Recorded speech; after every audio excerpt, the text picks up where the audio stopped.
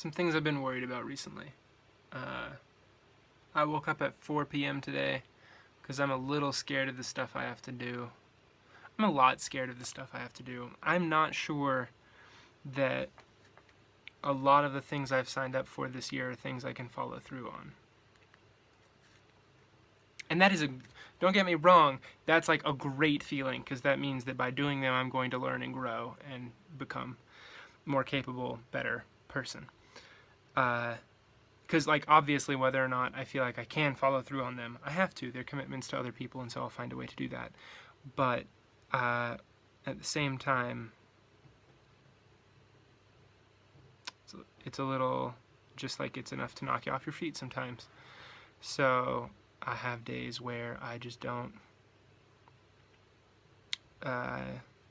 feel like I can attack the day. And I'm actually not sure how related sleeping issues and anxiety about work are. I'm not sure how related those two issues are. But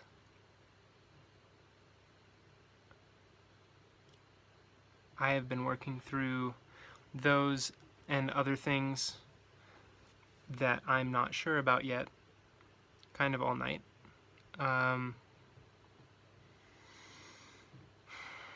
One of the things that I think about a lot and that I haven't come to a really clear answer on yet is, okay, so there are several, I'm just going to list some of them. One, is there a banner or heading or theme under which I can categorize all or most of the work I make? I've written in a lot of different styles over the course of the last 2 years, and I've made things in a lot of different styles over the course of the last 2 years. And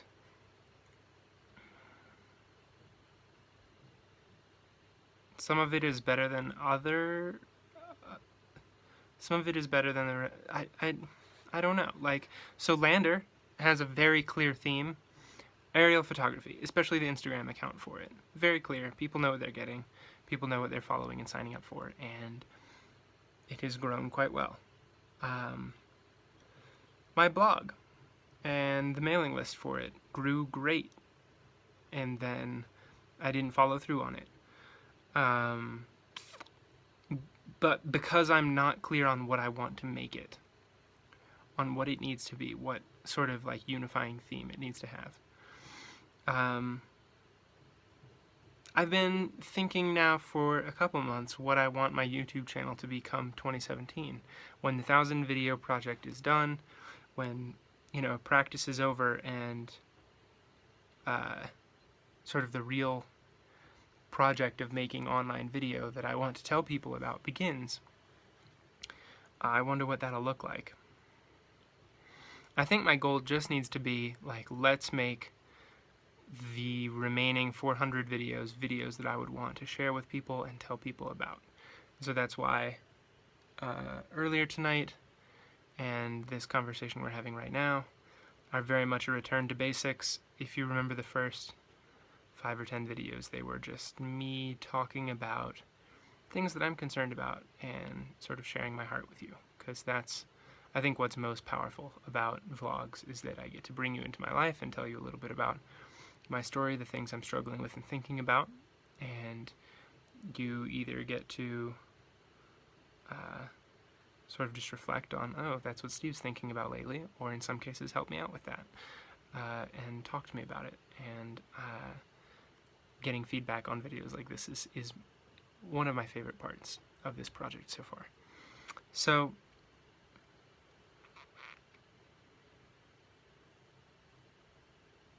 I think, to put it all neatly, this year I'm finding out just how hard it is to make stuff that really matters to people when you're 24 and you have no life experience. And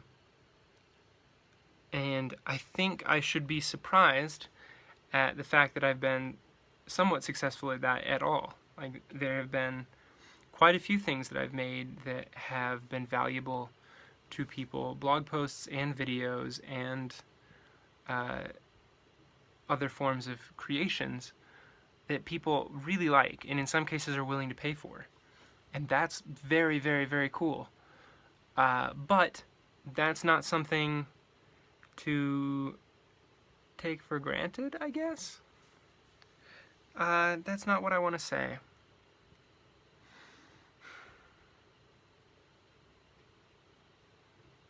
So yeah, sure, it's not something to take for granted. Like, it is skill, and it's something I've practiced very hard to develop. But at the same time, it's not just I can show up and always create something that I know is valuable for people. If anything, the 1,000 Videos project has showed very clearly that it requires a lot of effort and a lot of practice to regularly create something really meaningful and worth watching and worth spending your time on.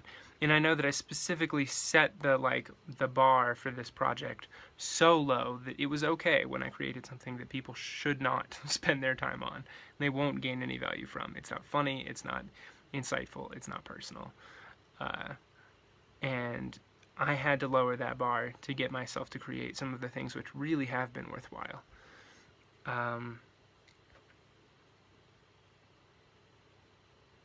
The videos I was making before the 1,000 Videos project were too much work, too little value, and too prescriptive, I think would be a good term for it. I'm really keen to show what this journey that I'm on is like. Let's try to use less cliche terms. People all over the world, especially in the coming decades when creative work is more common, will be building businesses and be building personal brands, and have been already for the last 10 years. So there's no, lack of people who need sort of case study for what that process looks like. If you want to become someone that's worth listening to, that has things that are worth saying, or who highlights the perspectives of other people that are worth looking at or highlighting, if you want to become that sort of voice, which I'd say is something that I've pretty consistently worked toward for a while, and I don't think I'm close yet, though closer now than when I started this project, I would say.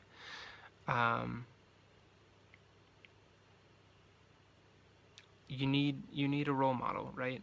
And so I'm not the only one to go through this process, and I'm not the only one to fail repeatedly at that process, but I am the only one who's documenting it with 3 videos a day, and I want to find other interesting ways to document it next year. So there's that. Part of the reason that I went to TED and to VidCon and to South by Southwest was to really get a sense of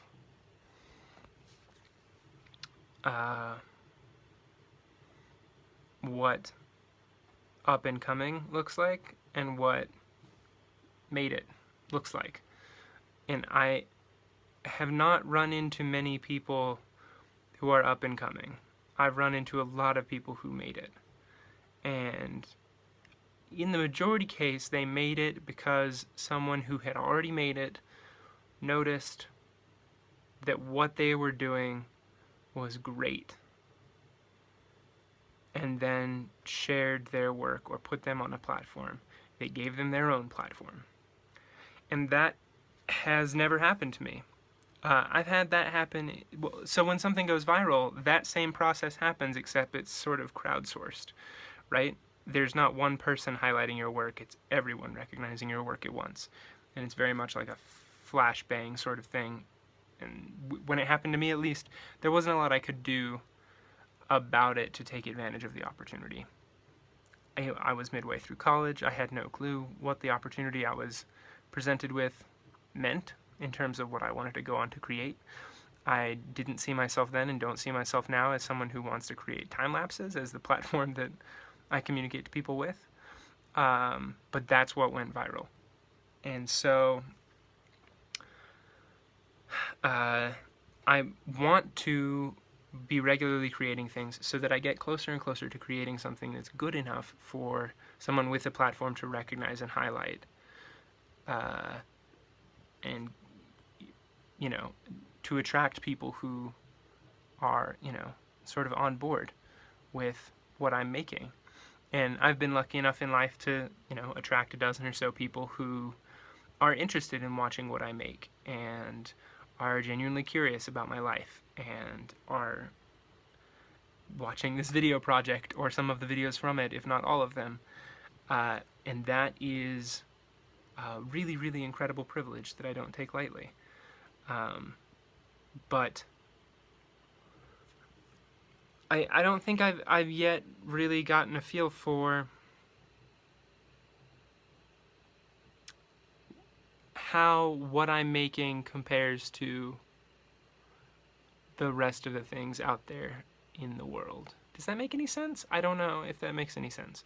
But I want to get to a point where I'm making really world-class things. And I know I can do that with photography and with video in some cases. But in terms of like connecting to people and telling my story and making a document of this process of growth and of business starting that I'm going through, and then just connecting with people and telling the story of my life and being on social media in a way that's interesting to other people. I don't think I'm very good at that, except with photographs. And I'm not regular enough with photographs for that to be my main platform of communication. So, don't know what to tell you or where I should go from here or what I should create. And I am hoping to figure that out in the next couple months.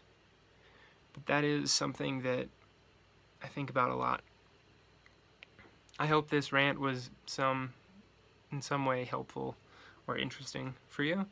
I'm not entirely sure that talking about it out loud was helpful for me. I'm still just as confused as I was when I started talking. So, yeah. Anyway, I think that's a pretty reasonable takeaway and reasonable goal for the rest of this project is let's start creating videos on a regular basis that I would be happy sharing widely. And maybe start doing that, start sharing them more widely. Now that I'm on the downhill slope of the 1,000 videos, I feel like people will be way less skeptical than they were in the first 100 videos, which is the only other time when I really significantly shared this project. So now maybe is the time to start sharing it again and like sort of celebrating the accomplishment and making it a little bit more playful and fun. Yeah. Over the course of the last couple weeks and the last 100 videos, it's been interesting playing with a couple different formats and a couple different rates of creation. And I'll make another video about what my takeaways from those 100 videos were.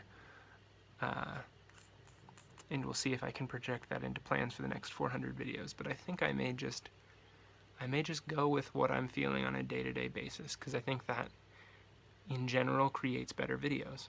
So probably could have told you that. That's not so surprising, but I learned it the hard way. So anyway, thanks for listening. I'll see you in the next video.